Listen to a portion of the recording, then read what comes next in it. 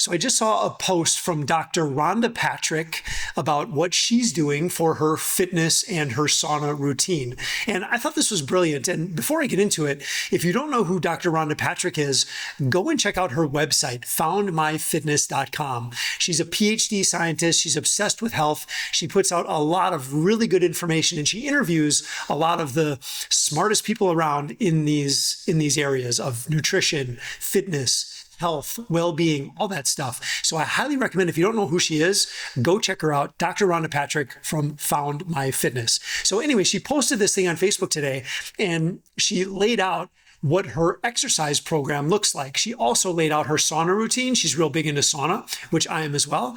And I want to kind of talk about this. I thought it was brilliant because what I see with a lot of PhD folks is they talk about fitness, and they talk about being the importance of fitness and the importance of being strong and having good cardiorespiratory endurance and being able to move well, all these things, but they never really give the specifics of what that looks like. And I don't blame them, because they're probably not in the trenches as much as I've spent time in the trenches working and building people in this area, right? So I love the fact that she's really kind of digging into some of the details. And I'd like to speak to that and give you some of this information so that when you're looking at exercise programs, which can be very chaotic, you know where you should start and like what things are going to be the best for you, because I think she's really nailed it here. And this is coming from my experience of being in the world of health and fitness and nutrition and spending years and years and years working in the world of strength conditioning primarily. She's got it figured out. Like this is it. If you want to be truly fit, which I believe that your level of fitness, your level of physical capabilities is directly related to your fitness. In fact, or to your health. In fact, I would go as far as to say your fitness equals your health. Now, I'm not going to get into that here, but let's talk about what she's actually doing for fitness, and we'll kind of dig into some of these details a little bit. So number one, she says she does 3 times a week CrossFit style training, 1 hour long. The first half of these exercises focuses on strength training, squats, deadlifts, pull-ups, ring rows, cleans, or some combination. Her second half focuses on aerobic HIIT work. So biking, rowing, sprinting, jumping rope in combination with push-ups, squats, or deadlifts at lighter weights for more reps. Number 2, she does 2 times a week zone 2 run. We'll talk about that in a little bit. And then she does sauna sessions post-workout, 175 degrees for 20 minutes, 3 to 4 times a week. She also does some occasional Tabata sessions. We'll talk about that on a Peloton, often for a quick cognitive boost. Totally makes sense. So let's go back to number 1, 3 times a week, CrossFit style training. So CrossFit, if you're not that familiar with CrossFit, which I know some people really don't understand what's truly going on there. And I've been in the CrossFit world for many, many years. And one thing that attracted me to CrossFit originally was their belief in this thing called fitness, but it's really even more than that. It's defining what fitness actually means. So for a lot of people, fitness is kind of like if you see somebody walking down the street and they're lean, maybe they've got big muscles, if it's a guy, you look at him and you go, wow, that guy's really fit, right? But it really says nothing to the fitness. It's more of just an aesthetic kind of look. So what I love about CrossFit is it looks at fitness from a performance standpoint. In other words, the fittest people in the world are the best physical performers.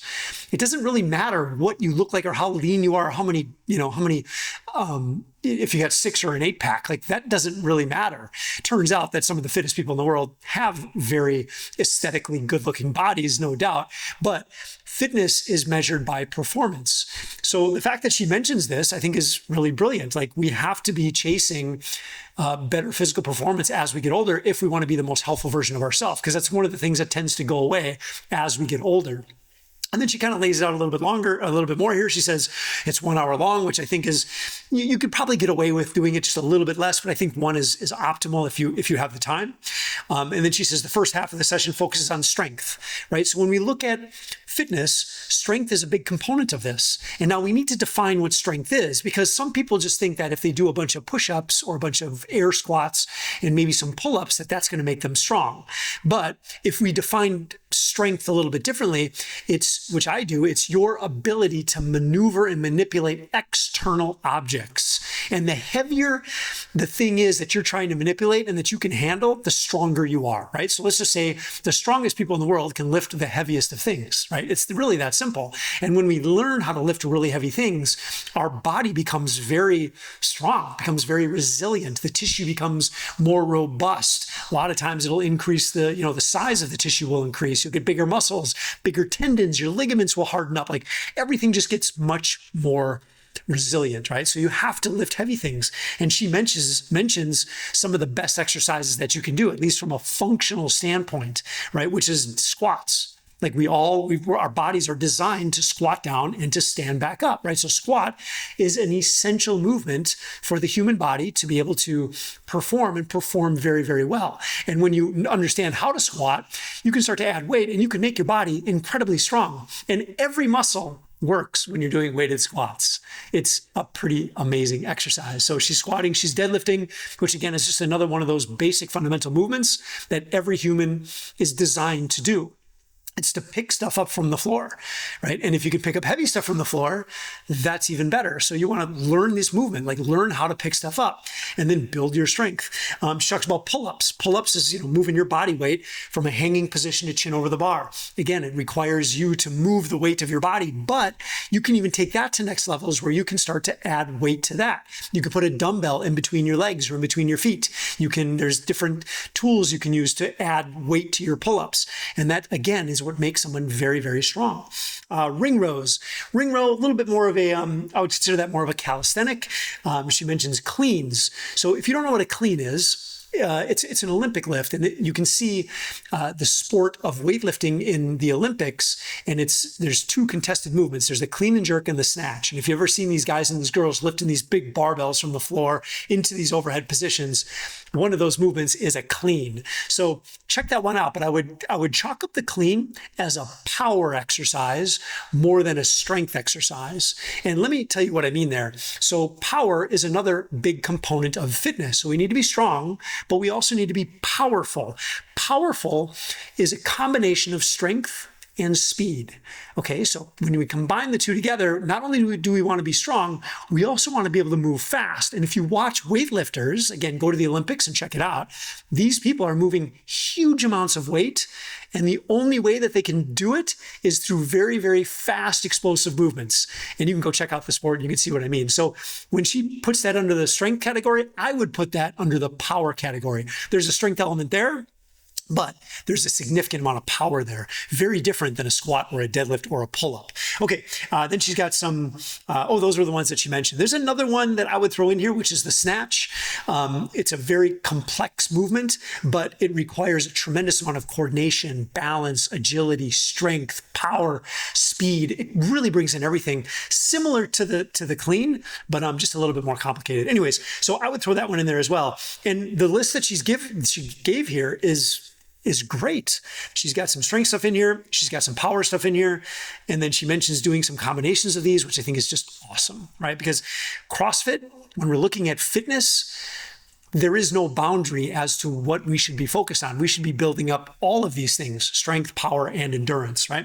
All right, so second half focus, the second part of her workout focuses on aerobic HIIT work. And she mentions biking, rowing, sprinting, jumping rope, and then she combines those with push-ups, squats, deadlifts, or lighter weights.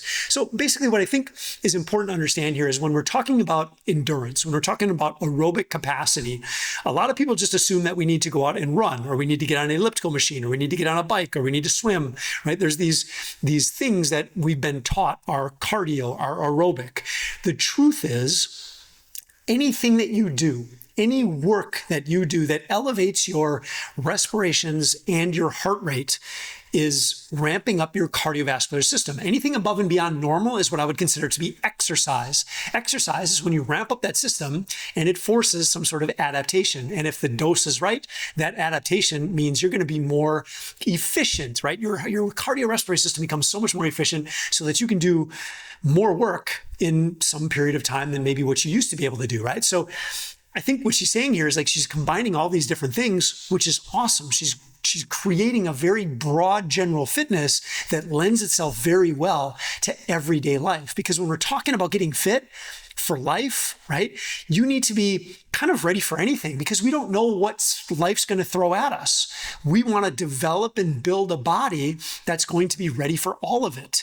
It's almost easier to be an athlete and to create a strength training program or a fitness program for an athlete. It's almost easier doing that than it is for creating a strength and conditioning program for someone who's just living life. The reason being is because if you're an athlete, we know specifically what we're training for. It becomes a little bit easier to create those programs. But when we're training for everything, right, we have to do a lot of different things. And we want to choose the things that are going to deliver the biggest bang for the buck. And again, she's got this kind of nailed here. This is great. So she mixes all these things together. She does high intensity work by mixing those things together, which just means she's elevating her heart rate and respirations probably pretty significantly. And there's a million different iterations and ways that you can put together these conditioning workouts. She's got it figured out. All right, and then she's got her second part, which is 2 times a week, zone 2 run. Now, if you're familiar with these zones, right, this is kind of a recent thing. Zone 2 really kind of refers to your heart rate, right, or intensity, right, and intensity measured by your heart rate. So zone 2 tends to be very low intensity. You can get this figured out. You can do some calculations and figure out what your zone 2 heart rates are. And you can go out and you can do some different things at that zone 2 heart rate. Basically, the idea is like, let's keep this simple. If you're out doing something long duration and you want to be in zone 2, you want to make sure that you're able to carry on a conversation. So it's kind of that low of intensity. Now, I think it's really good to go out and do some of these lower intensity stuff, especially when you do a lot of high intensity. You want to kind of balance that out because sometimes life requires us to be able to go out for a long walk. Like if you're going to go traveling and you're going to go to Italy and you're going to spend 2 weeks in Italy, you might do a lot of walking there. So you want to train that zone 2 kind of long duration cardiovascular system as well as the higher intensity stuff. Again, you want both of those things. So the fact that she put in here 2 times a week zone 2 run, which is just a very low intensity run, that's great. That's a great addition to the overall program. For me, I don't necessarily run, but I go on long hikes. And I would consider that to be kind of my zone 2 training, right? Zone 2 is just a fancy label for going out and doing some long duration work, okay? All right, then number 3, she's got the sauna sessions. I think I love that she put it in here. I know there's a lot of really amazing research around sauna and just the health benefits and even some longevity benefits. So I think it's great to have it in here. I also think that it's not necessary to be it's not necessary in the big scheme of things. The most important thing is to get your fitness figured out, to get your nutrition figured out, and then to get your sleep figured out, right? If you can get those 3 foundational elements figured out first, then you can start to add in some of these other sort of bonuses. I consider the sauna to be kind of a bonus, but you're going to get the most bang for the buck by focusing on this fitness stuff that I'm talking about.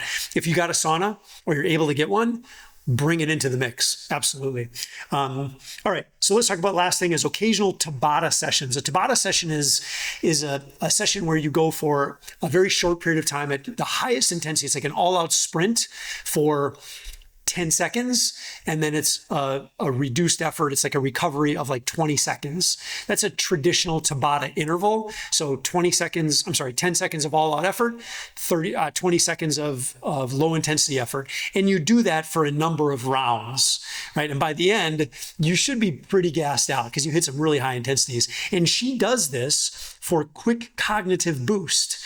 Because there's something to be said when you go and you work really, really hard, you hit some really high intensities, that excess blood flow or that heart rate that boosts and pushes blood through the system, including your brain, it makes you sharper, right? And she's probably doing it at a dose where she's not doing a lot of those rounds. Maybe she's only doing 3 or 4 rounds, but she's elevating her heart rate enough to not fatigue her completely for the day, right? But to get that heart rate boosted up and get that blood flowing through the system. So amazing. I love this routine. I think she's nailed it. And I love her specifics. She talks about doing some things like deadlifting and squatting. A lot of people get a little bit scared of those things, but it's because most people don't know what they're doing. If you're going to get strong, learn those motions, get yourself a barbell because it's the best tool for the job. It's the best tool for making you strong and powerful in your journey, but you have to know what you're doing. If you know what you're doing, forget it, man. You can be the strongest, fittest human being on this planet, if you learn how to do that stuff and you train appropriately. So there it is. kudos to Dr. Rhonda Patrick. Love this. Like I said, not many PhDs are laying out exactly what they're doing here. They just kind of keep it broad where it's like, yeah, you want to be strong. Yeah, you want to be flexible, but what does that mean? What is the best way to achieve that? She's got to figure it out. So hopefully it helps. And look, if you have any questions, hit me up in the comments and I'll be happy to answer.